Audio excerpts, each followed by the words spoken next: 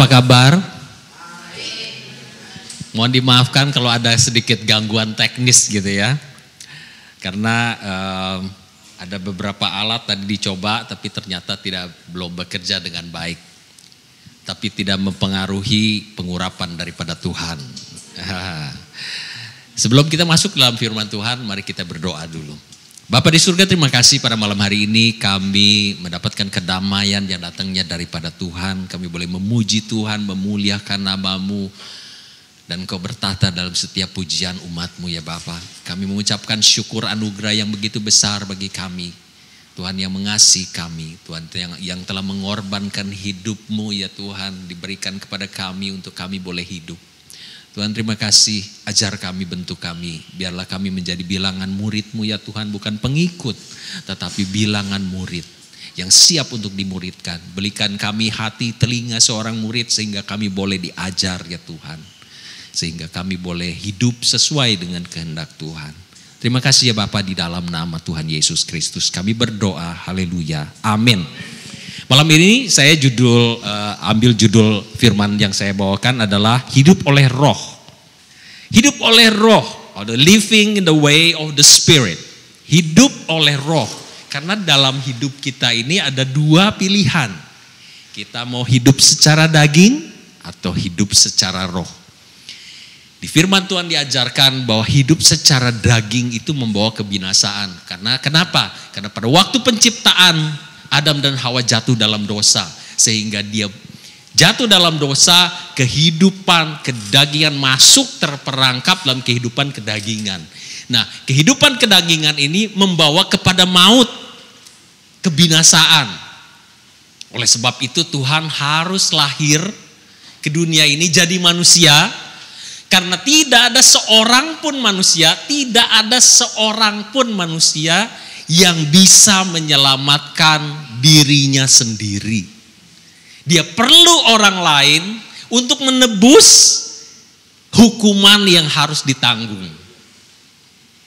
Oleh sebab itu Tuhan Yesus lahir untuk menebus itu semua. Makanya ada pengajaran yang banyak di dunia ini. Orang berkata banyak jalan menuju Roma. Itu betul. Mau jalan mana bisa nyampe ke Roma. Tetapi jalan keselamatan cuma satu. Enggak banyak. Ada satu kesaksian yang baru-baru ini saya dengarkan dari seorang dari bukan kepercayaan Kristen. Kemudian dia jadi percaya Kristus. Dia bilang begini. Keselamatan itu enggak ada jalan lain kecuali percaya Kristus.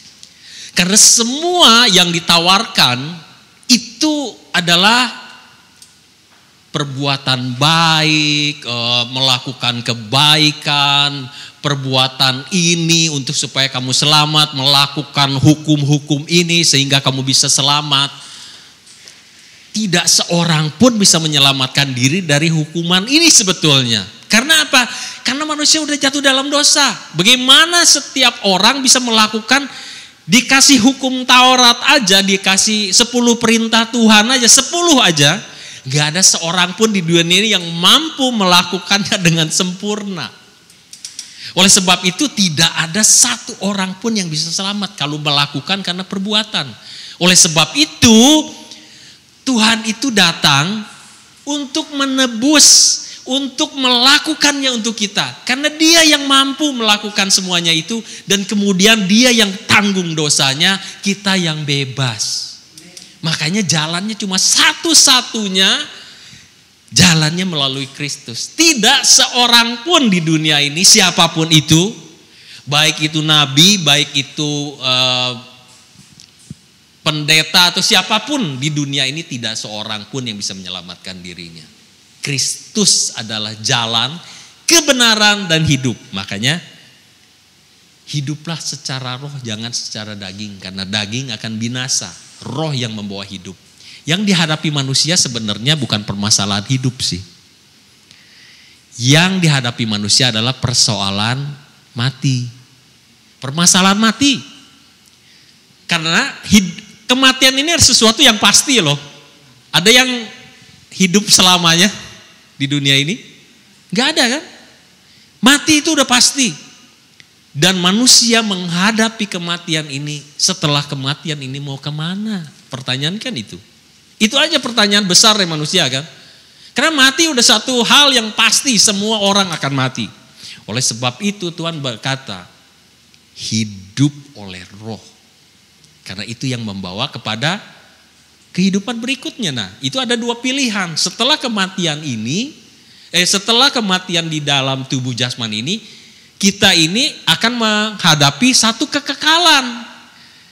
Kekalnya mati secara kekal atau penghukuman, atau hidup kekal. Kan itu pilihannya. Hanya dua aja, nggak ada di antaranya. Hidup setengah mati juga nggak ada gitu. Nggak mati enggak, hidup enggak ada. Mati atau hidup, itu pilihannya. Nah, makanya Tuhan katakan, hendaklah hidup secara roh. Karena roh ini yang akan membawa kita kepada kehidupan.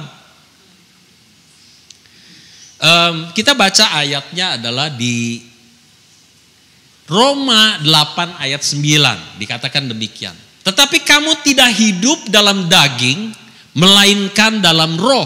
Jika memang roh Allah diam di dalam kamu, tetapi jika orang tidak memiliki roh Kristus, ia bukan milik Kristus. Banyak orang yang udah tahu Kristus tapi dia menolak Kristus. Makanya seluruh dunia itu enggak melawan agama loh. Coba perhatikan. Iblis itu enggak anti agama, enggak. Kamu beragama, enggak apa-apa, beragamalah. Iblis tidak anti perbuatan baik, enggak, berbuat baik. Bagus, malah diajarkan kamu harus berbuat baik. Bahkan iblis bisa menyaru atau berkamuflase seperti malaikat terang. Ngajarin yang baik. Mungkin bikin agama mungkin. Tetapi ada jalan yang sepertinya lurus tapi ujungnya maut. Yang dunia tentang adalah Kristus. Coba perhatikan. Kalau orang ngomongin agama, orang gak apa-apa. Tapi kalau udah mulai ngomong Kristus, ada yang terganggu. Ada yang tersinggung. Ada yang banyak. Karena itu manifestasi dari apa? Dunia kegelapan itu gak senang tentang Kristus. Karena Kristuslah yang bisa menyelamatkan, bukan agama. Kalau kita cuma sekedar Kristen, itu belum jaminan. Kalau kita terima Kristus, ini jaminan. Orang diselamatkan karena dia terima Kristus. Kristus yang tanggung dosa-dosa kita, dia yang mati, kita yang hidup. Itu pergantian. Kita di-switch, kita digantikan penghukuman itu oleh Tuhan. Oleh sebab itu kamu tidak hidup di dalam daging lagi, melainkan di dalam roh. Roh siapa? Roh Kristus yang Roh Kudus ini. Oleh sebab itu mari kita belajar untuk mengerti bahwa kekristenan bukan agama, tetapi the way of life. Gimana kita hidup? Kita terima Kristus, ada nggak Kristusnya di dalam roh kita? Kalau kita ada roh Kristus, kita milik Kristus. Tapi kalau nggak ada roh Kristus, kita bukan milik Kristus. Kita sama aja dengan orang dunia, walaupun judulnya Kristen. Spiritual warfare ini benar-benar terjadi antara daging dengan roh. Sekarang ini penyesatan luar biasa di seluruh dunia. Jadi diajarkan mengenai toleransi, tetapi akhirnya menggiring bukan toleransi lagi, tetapi menjadi kompromi. Saya pernah di ibadah pagi, saya udah di ibadah pagi atau sore ya, yang saya membagikan mengenai Halloween. Pagi ya. Nah, saya ingin kita semua mengerti bahwa Halloween ini sudah diterima oleh banyak kalangan, bahkan orang gereja pun sepertinya is okay. Halloween is just a celebration, kayak party, kostum party atau apa. Hati-hati loh. Ada satu hamba Tuhan yang mengatakan iblis itu seneng. Sekarang ini gereja mulai bisa terima Halloween. Paling tidak 1 tahun sekali mereka celebrate. Lihat begitu besar yang diadakan di Amerika, bahkan perayaan Halloween ini hampir sama dengan Christmas besarnya. Wah, luar biasa, mereka jualan ornamen Halloween itu yang setan-setan semua itu udah biasa. Dan bagaimana kita mengajarkan anak-anak kita, anak-anak kecil yang gak tahu apa-apa, seolah-olah itu it's something biasa, ordinary yang semua orang juga lakukan gak apa-apa. Padahal itu lambang-lambangnya, simbolnya semua adalah gak ada. Mana ada pengajaran yang daripada Tuhan, ornamennya setan semua, yang pakai tanduk. Ya semuanya pengajaran itu bukan daripada pengajaran firman. Oleh sebab itu kita sebagai orang tua dan orang-orang yang percaya, hati-hati dengan hal seperti ini. LGBT diajarkan di sekolah dan segala macam. Itu juga kita perlu hati-hati. Karena kalau kita nggak jaga, pengajaran drag queen itu mau diajarkan, dia mau jadi storyteller kepada anak-anak. Bayangkan ini, anak-anak udah akan nggak tahu bedanya mana yang benar, mana yang enggak. Oleh sebab itu roh kita benar-benar harus dipertajam. Karena penyesatannya udah luar biasa. Kedagingan kita nggak rasa. Karena pelan-pelan. Kayak katanya kalau mau masak kodok hidup itu, airnya itu dari dingin dulu kodoknya dimasukin. Dipanasin pelan-pelan di atas api. Dia tenang berenang di air itu. Nggak akan lompat. Pelan-pelan makin panas. Lama-kelamaan jadi suike. Tanpa dia sadar dia udah mati. Karena apinya udah makin besar, makin panas, airnya sampai mendidih, mati dia. Itulah racun yang paling berbahaya adalah yang kita nggak bisa deteksi. Penyesatan yang paling bahaya yang kita nggak rasa bahwa kita udah tersesat. Tahu-tahu udah di tengah hutan, kita di mana ya ini? Nyasar udah, nggak tahu. Itu yang paling bahaya. Oleh sebab itu kita harus berjaga-jaga, hiduplah oleh roh. Kalau roh kita dekat ada roh Tuhan, kita akan rasa, kita akan tahu, ini kayaknya gak bener nih. Ini ada sesuatu yang beda nih. Sebelum kita kasih kepada orang lain, Pak Gembala kita udah cek duluan. Saya mesti lihat dulu, dilihat. Dalamnya beda. Bayangin Alkitab aja udah disebar dengan yang beda gitu pengajarannya. Benar-benar kita di akhir zaman ini kita harus jaga betul-betul roh kita ini harus peka. Karena penyesatannya udah luar biasa. Flesh and spirit warfare terjadi sangat nyata sekarang ini. Kalau Kristus hidup di dalam kita, ada 3 yang saya catat, 3 poin. Yang pertama adalah vision and value. Kita punya visi yang jelas dalam hidup ini. Kita gak sekedar cuma numpang hidup. Bagaimana nanti aja kita hidup. Enggak. Kita hidup mau apa nih sekarang ini? Mau arahnya kemana? Apakah kita mau fokusnya kepada karir? Yang penting saya punya jabatan nanti sekian tahun lagi punya jabatan ini. That's it? Tujuan hidupmu? Ataukah saya, pokoknya saya mau ngumpulin uang sekian banyak. Supaya saya bisa jalan-jalan ke Korea, kemana, ke Eropa, atau kemana, ke Paris, kemana. Apakah seperti itu? Atau ke Thailand, atau wherever that you think. Di mana kamu inginkan, visimu apa dalam hidup ini?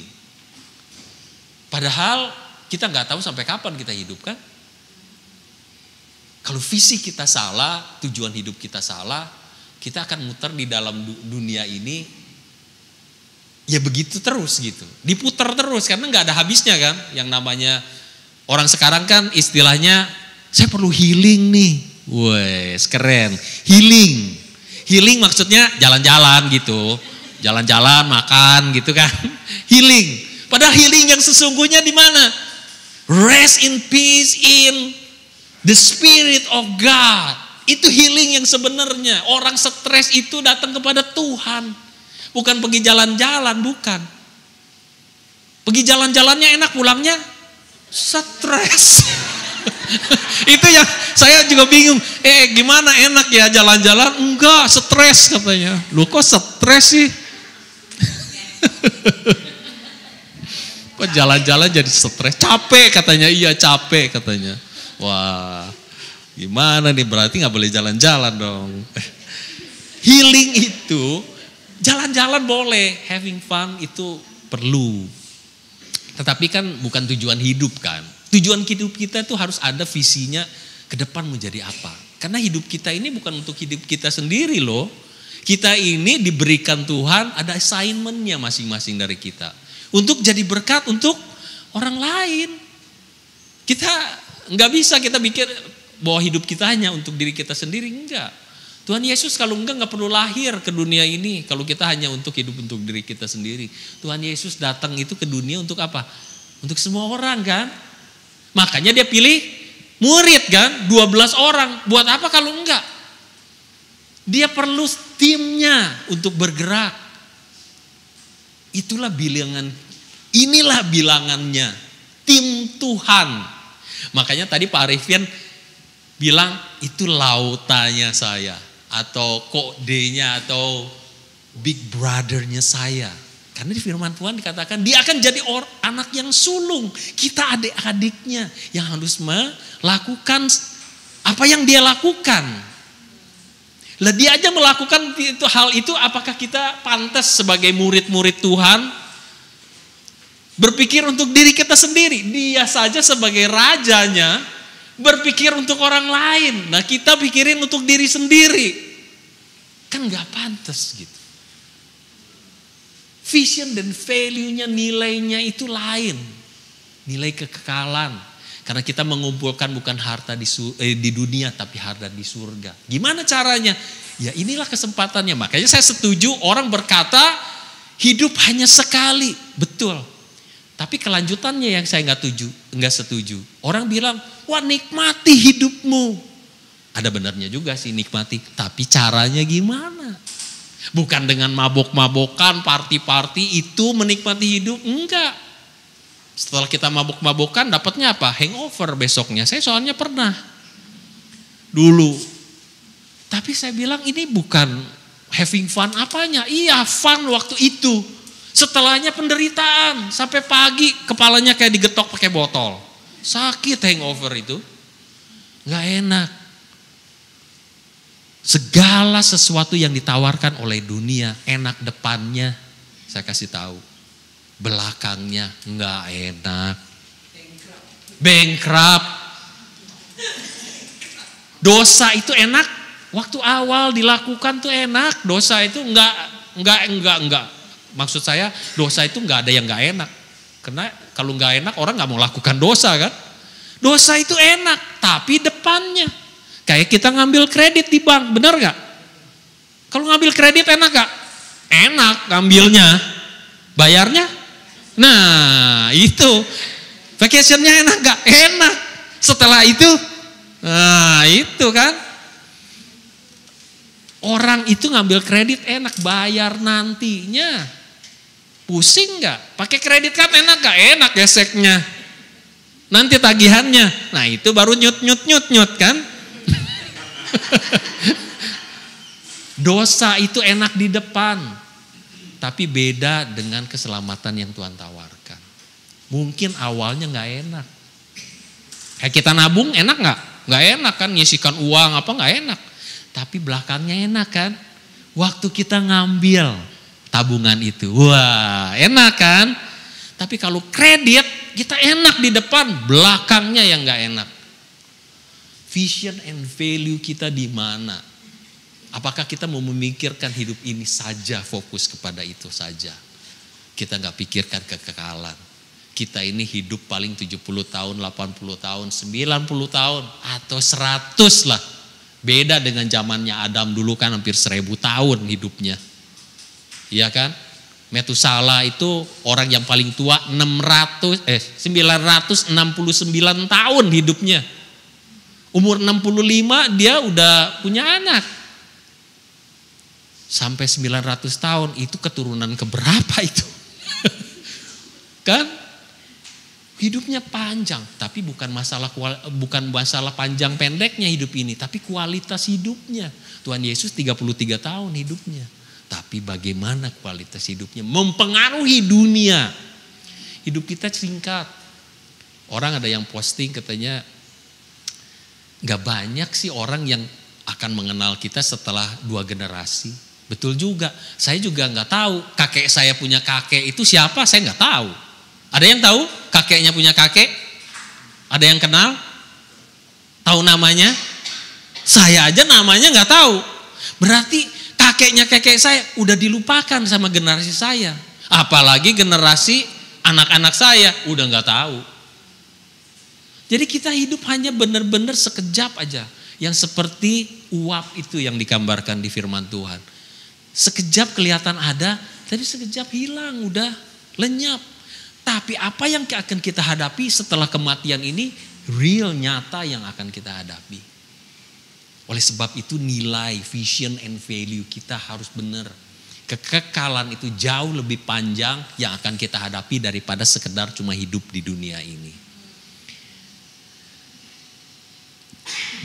Roma 8 ayat 5 dikatakan gini, sebab mereka yang hidup menurut daging memikirkan hal-hal yang dari daging, kedagingan kita, kebutuhan daging kita. Mereka yang hidup menurut roh memikirkan hal-hal yang dari roh.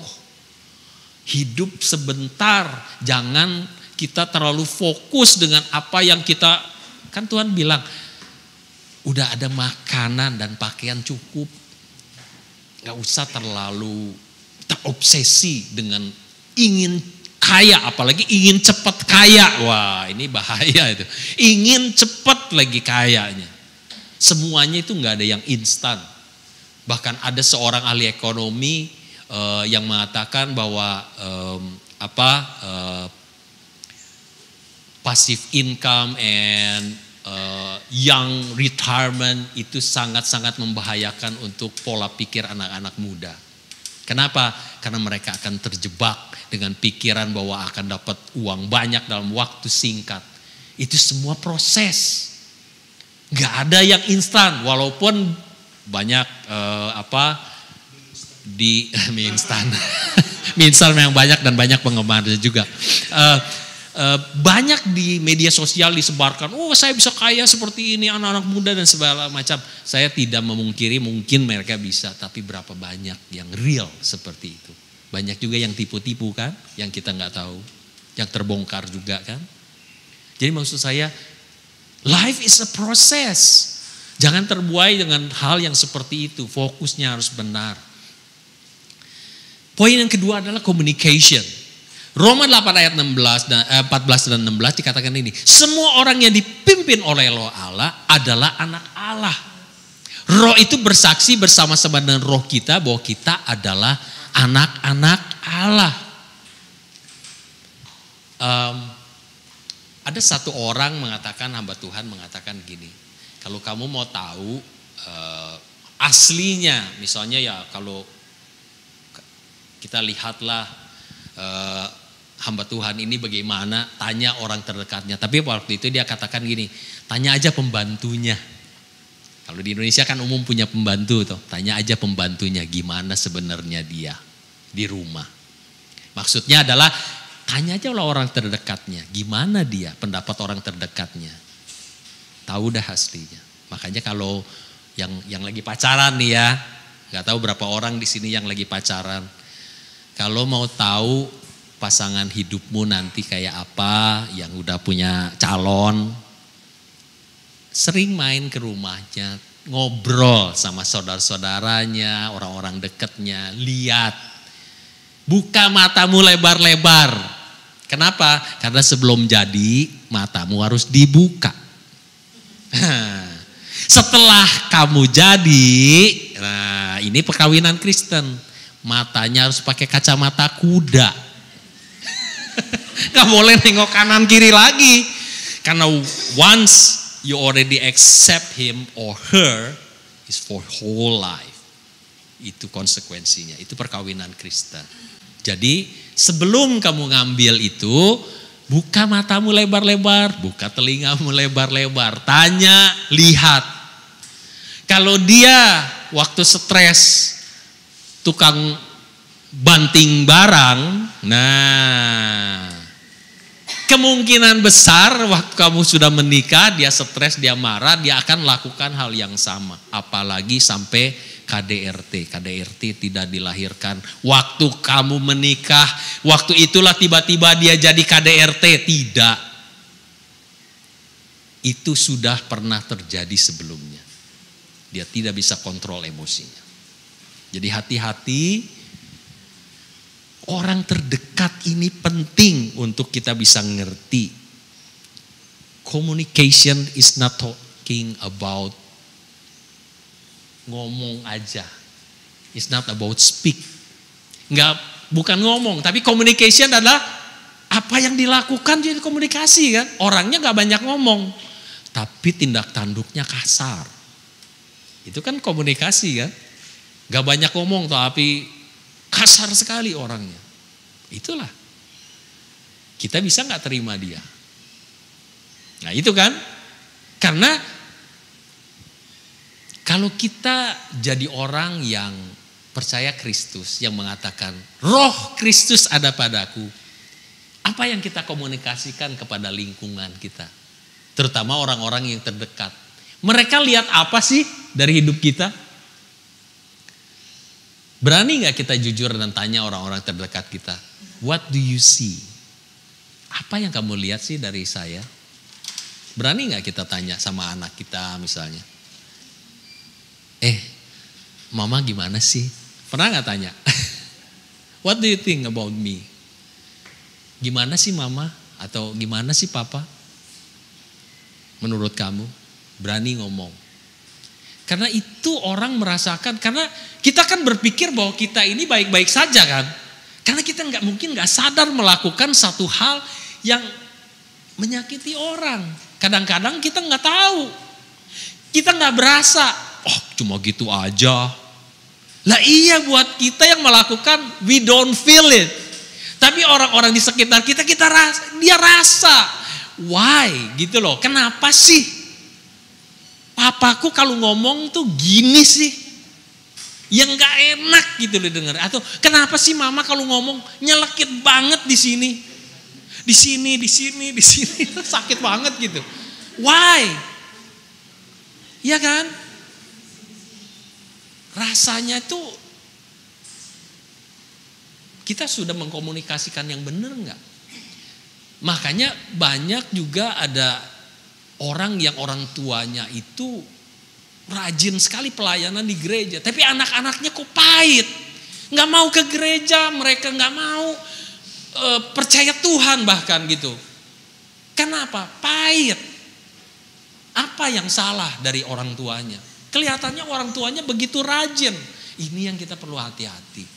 Dan saya pun belajar untuk diri kita, dari kami sendiri.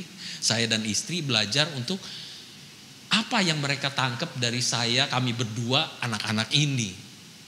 Kalau anak-anak saya, mereka melihat saya, kok ini papi saya kok ke gereja rajin pelayanan dan segala, kok hidupnya gak benar. Kan saya tidak memberitakan, tidak mengkomunikasikan ini dengan benar. Lah kalau ke anak saya aja saya gak bisa ngomong dan melihat bahwa ada Kristus dalam hidup saya, ya bagaimana saya ngomong kepada orang lain? Tentu saja tidak akan ada orang yang percaya kan. Karena itu gak mungkin saya bisa lakukan. Karena ini bukan motivator. Saya bukan motivator, tapi saya menyampaikan apa yang Tuhan sampaikan secara roh. Harus nyampe kepada roh, bukan pengetahuan. Saya gak begitu banyak tahu. Tapi saya mau belajar untuk menyampaikan apa yang roh Tuhan taruhkan kepada dalam diri saya, dan saya sampaikan kepada Bapak Ibu dan saudaraku sekalian. Jadi vision, value and communication, how we communicate this one. Bagaimana kita menyampaikan kepada orang bahwa ada kasih Kristus. Apakah kita selalu menuntut orang lebih daripada kapasitas yang dia punya? Seringkali kan kita demanding kan. Padahal Tuhan gak begitu loh. Kita menuntut lebih kepada orang-orang sekitar. Kamu harus gini ya, kamu harus gini, kamu harus. Apakah Tuhan Yesus melakukan itu kepada kita? Coba kita tanya. Apakah Tuhan Yesus memperlakukan itu kepada kita? Kamu harus gini ya, kamu harus gini ya. Kan enggak. Tuhan memberikan tawaran. Come, follow me. Come, I show you the way. Enggak pernah paksa, you have to follow me. Enggak ada itu.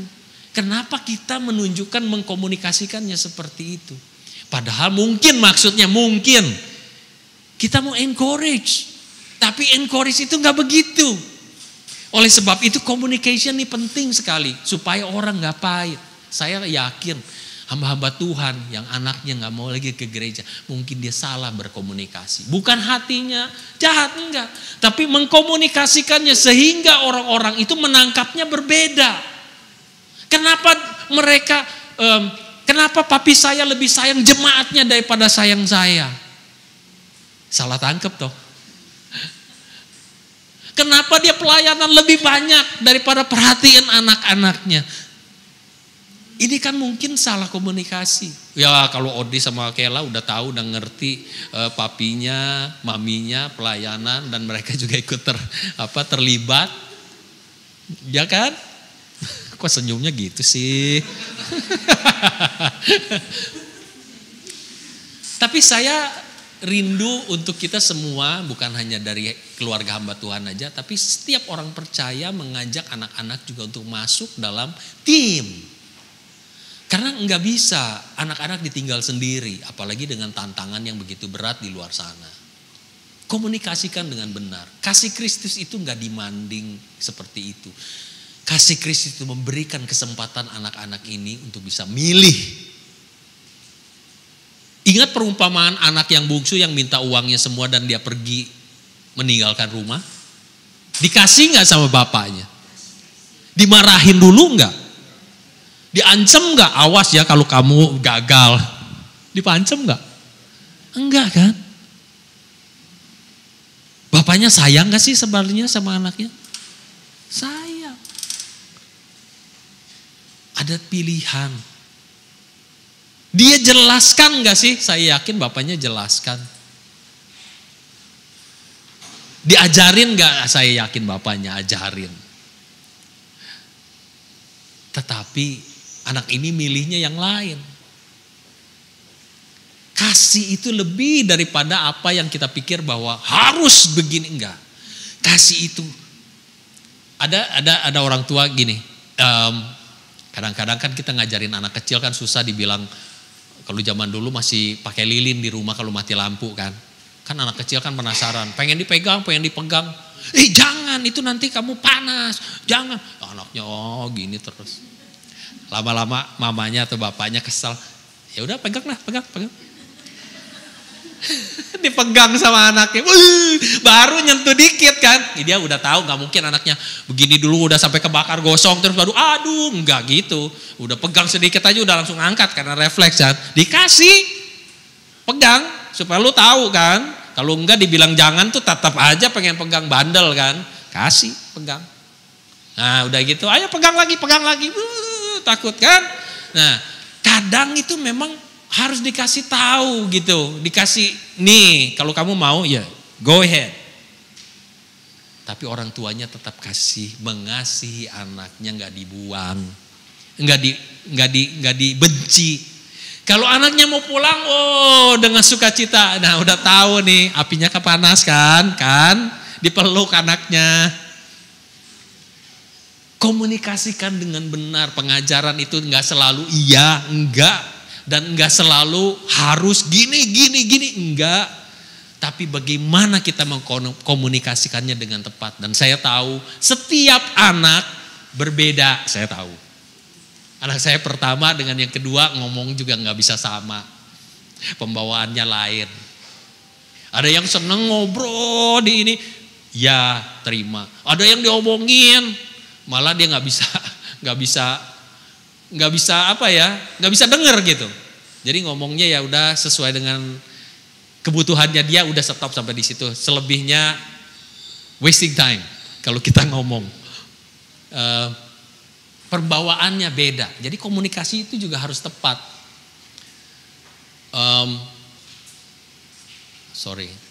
Nah, yang ketiga saya lanjutkan, fruit of life. Roma 8 ayat 28 katakan gini. Kita tahu sekarang bahwa Allah turut bekerja dalam segala sesuatu untuk mendatangkan kebaikan bagi mereka yang mengasihi Dia, yaitu bagi mereka yang terpanggil sesuai dengan rencana Allah. Nah, ini yang tadi dibacakan sama Pak Timotius Arifin, bahwa kata Allah ini nggak ada di situ sebetulnya. Dalam terjemahan bahasa Inggrisnya kita tahu gini, we know that all things works together for good to those who love God. Jadi bukan Allah turut bekerja dalam segala hal, bukan gitu. Kalau dalam bahasa Inggrisnya dikatakan gini, we know that all things, semua segala hal bekerja sama untuk mendatangkan kebaikan. To those who love God, bagi semua orang, kepada mereka yang mengasihi Tuhan. Jadi orang bisa interpretasi, tadi kata Pak Arifin itu, orang bisa berinterpretasi kalau semua Tuhan turut bekerja dalam segala hal, termasuk yang jahat. Orang bisa interpretasi salah begitu. Padahal Tuhan tidak pernah merancangkan yang jahat. Jadi itu bukan dari Tuhan. Jadi kalau dalam pengertian ini dikatakan bahwa apapun yang terjadi, karena banyak yang jahat itu datang dari si jahat, rancangan yang jahat. Ingat kisahnya Yusuf, saudara-saudaranya merencanakan yang jahat buat dia, mau dibunuh, jangan, jual aja. Oh, tujuannya untuk menyingkirkan Yusuf kan? Tapi itu bukan rencana Tuhan. Yusuf digituin. Itu rencana yang jahat dari saudara-saudaranya dia. Tapi Tuhan bisa merubah kejahatan apapun. Enggak peduli, Tuhan bisa rubah jadi berkat. Amen. Tapi bukan rencana Tuhan seperti itu. Jadi kalau dalam pengertian ini, all things work together. Either good or bad. Baik yang itu yang baik atau yang buruk, kalau terjadi dalam hidup kita, enggak usah takut. Amen. As long as you love God. Itu kuncinya. Kalau bukan love God, nggak bisa. Ini nggak berlaku. Ayat ini berlaku to those who love God.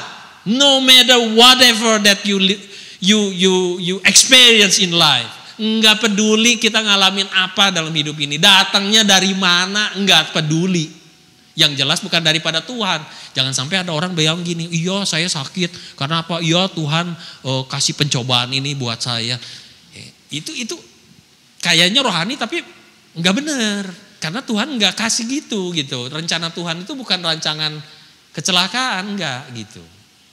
Jadi jangan sampai salah. Itu datangnya bisa dari mana-mana. Mungkin kita salah makan. Atau bukan salah makan aja.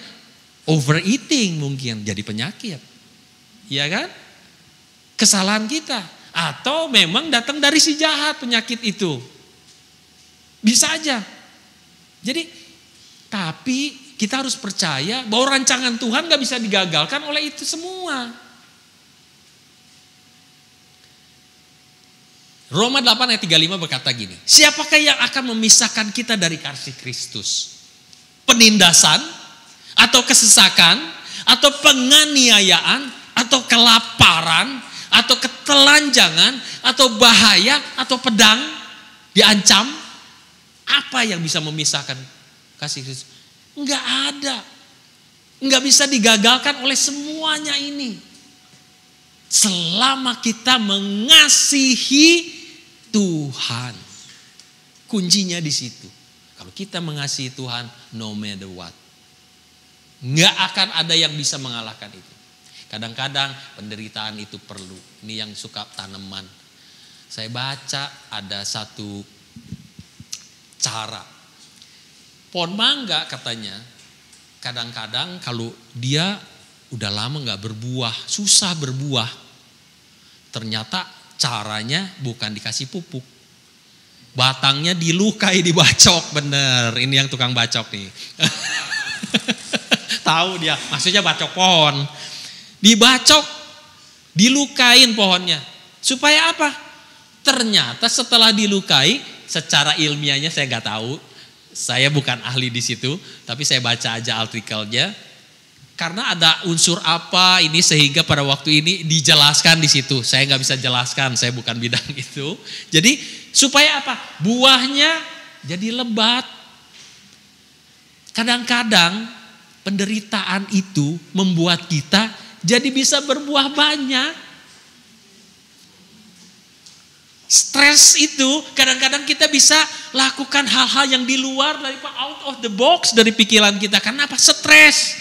Ini nggak bisa, gimana caranya? Gimana caranya? Begitu Tuhan bukakan inspirasi itu, ting gitu kan? Oh, itu jadi berkat. Hidup kita jadi fruitful. Kadang-kadang tekanan diperlukan. Entah datangnya dari mana. Ya kita nggak usah cari masalah gitu kan. Yang nggak ada problem sekarang, ayo kita cari problem ya pulang gereja ya. Supaya kita berbuah banyak. Enggak begitu lagi, enggak begitu juga kali. Tapi siapa yang di sini yang tidak pernah mengalami masalah dalam hidupnya? Coba saya pengen tahu. Siapa yang hidupnya selalu rapi dan aman? It's just like a joke ya. Oh, hidup saya semuanya mulus dari saya lahir sampai umur 50 tahun ini, sekarang malah 50 plus ini semuanya rata, semuanya karirnya mulus, semuanya nggak pernah ada masalah, nggak pernah diakui.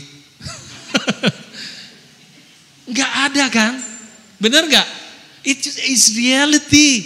Kita hadapi masalah, kemudian diatasi, gitu kan? Bahkan orang-orang yang dapat duit banyak, itu orang-orang yang jago ngadepi masalah. Kira-kira montir mobil itu sebenarnya dia ngapain ya? Dia cari masalah. Dia tuh mengatasi masalah kita kan? Yang nggak tahu nggak ngerti mesin kan? Nggak ngerti mobil kan? Kita bawa ke bengkel. I have a problem. Kan gitu. What is your problem? My car cannot start. Nah kan, dia cari tahu, what is the problem? Your car cannot start, kan gitu. Dicari lah, oh okay, I can fix it. He fixed the problem, he got the money, right? Problem solver. Kira-kira cleaner itu ngapain sih dia? Solve the problem kan? I cannot clean my house. I cannot clean my carpet. And you call the cleaner. And the cleaner come solve your problem. And you pay her or pay him. Right? Jadi problem solver. Dunia ini hidup dengan permasalahan. Jadi jangan anti masalah juga. Karena when you expert. Dokter ngapain sih? Dokter, I have a problem. Semua orang yang bisa ngatasi problem, dia dapat bayaran. Lah kita kerja, kira-kira di tempat kerja kita ngapain? Solve the others problem kan? Yang orang lain gak bisa lakukan, kita yang lakukan kan? And they pay us, right? To solve the problem.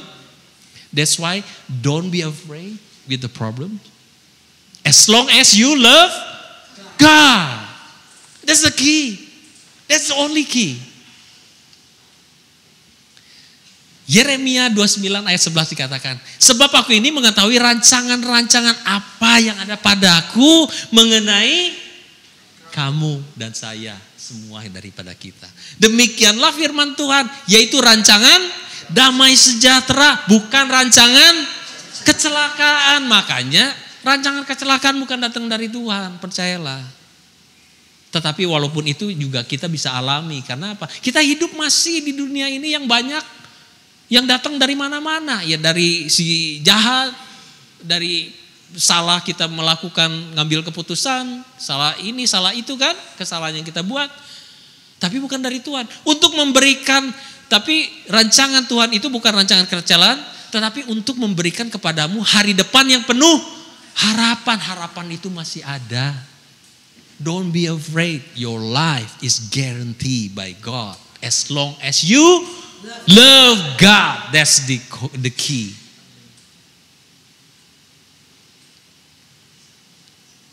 Itu aja yang saya mau sampaikan pada malam hari ini. Selama kita mengasihi Tuhan, selama kita hidup secara roh, jangan mikir cuma daging aja. Karena daging ini sementara, benar-benar sementara. Pikirkanlah apa yang kasih tahu atau disarankan oleh Tuhan, hidup secara roh. Roh kita yang harus berkembang makin lama makin kuat, makin dalam mengerti Tuhan dan makin dalam mengasihi Tuhan. Itu jauh lebih penting daripada cuma sekedar mengejar harta. Karena sekarang ini orang tua kepada anak yang diajar adalah apa? Seringkali kita lupa mengajarkan yang ini. Yaitu yang seringkali kita tekankan kepada kamu harus sekolah yang pintar. Supaya apa?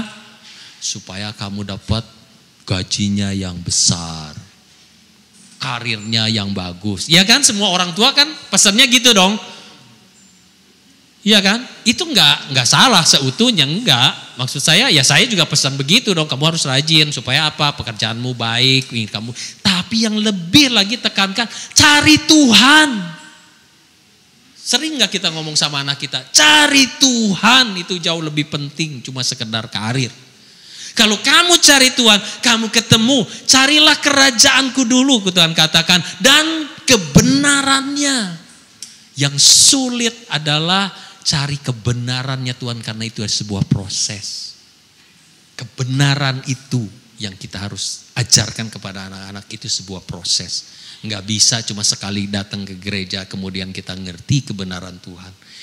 Bertahun-tahun kita belajar, kesetiaanmu diuji, kesetiaan kita diuji untuk mengenal Tuhan dengan seutuhnya. Berapa lama kita akan hidup, itulah sepanjang itulah kita harus cari kebenaran kerajaan surga itu. Amin. Don't worry about everything as long as you love God. Amen. God bless you.